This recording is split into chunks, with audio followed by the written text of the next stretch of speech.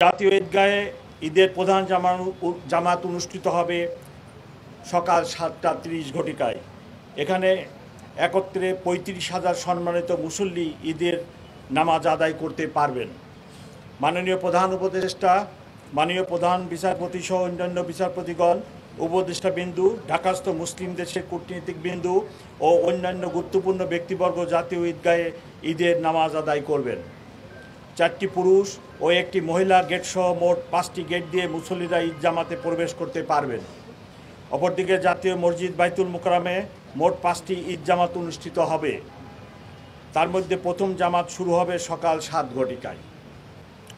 আবহাওয়া প্রতিকূল থাকলে জাতীয় ঈদগাহ ময়দানের প্রধান জামাত বাইতুল মোকাররম জাতীয় মসজিদে সকাল 8 ঘটিকায় অনুষ্ঠিত হবে।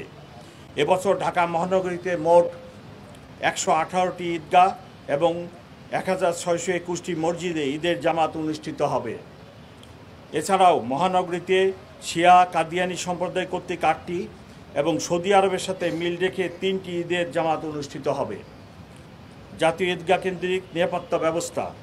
জাতীয় ঈদগাহ, বাইতুল মোকাররম জাতীয় মসজিদ এবং ঢাকার অন্যান্য স্থানে অনুষ্ঠিতব্য ঈদ জামাতের সার্বিক নিরাপত্তা নিশ্চিত করতে ঢাকা মেট্রোপলিটন পুলিশ একটি সমন্বিত, সুদৃঢ় ও নিশ্চিত নিরাপত্তা ব্যবস্থা গ্রহণ করেছে।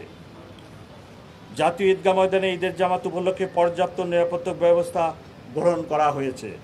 জাতীয় ঈদগাহ ময়দান ও আশেপাশের এলাকায় ইতিমধ্যেই সিসি ক্যামেরা স্থাপন করা হয়েছে এবং ঈদগাহ ময়দানে স্থাপিত অস্থায়ী পুলিশ কন্ট্রোল রুম থেকে নিরাপত্তা ব্যবস্থা সার্বক্ষণিকভাবে পর্যবেক্ষণ করা হচ্ছে।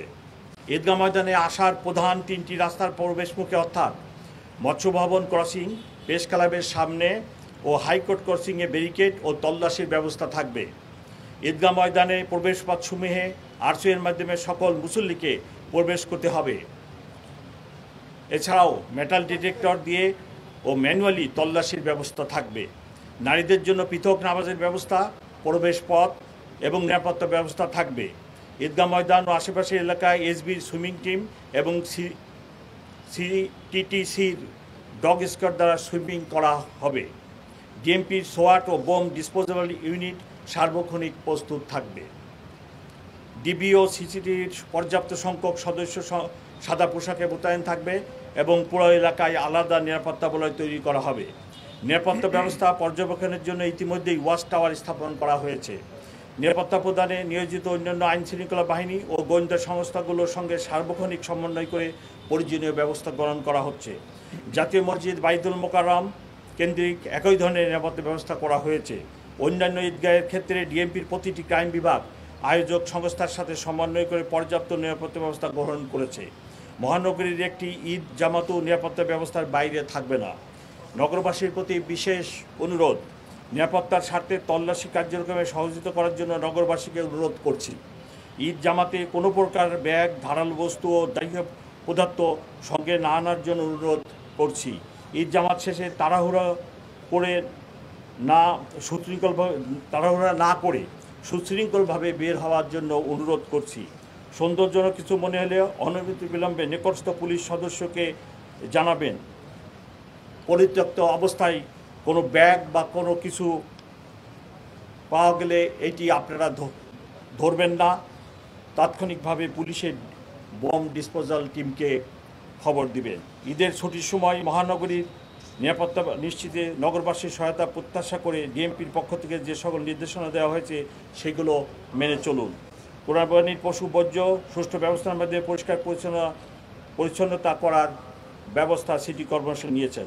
যে কোনো সহায়তায় জরুরি সেবা 999 এবং পুলিশ কন্ট্রোল রুমে যোগাযোগ করুন। পবিত্র ঈদুল আজহা সবার জন্য বয়ে আনুক অনাবিল আনন্দ ও শান্তি। এই প্রত্যাশায় সবাইকে আবারও ঈদের শুভেচ্ছা জানিয়ে আজকের মিডিয়া ব্রিফিং সমাপ্ত করছি।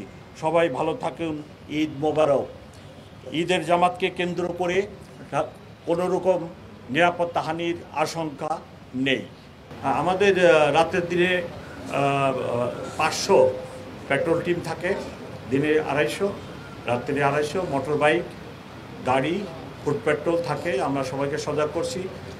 যে সমস্ত অফিসাররা অফিসে কাজ করেন, ফিল্ডে কম করেন, তাদেরকেও আমরা দায়িত্ব বন্টন করে দিছি এই কাজগুলো সুপারভিশন করার জন্য। ইনশাল্লাহ অসুবিধা হবে না। চেকপোস্ট কন্টিনিউ করবে, অসুবিধা হবে না ইনশাল্লাহ।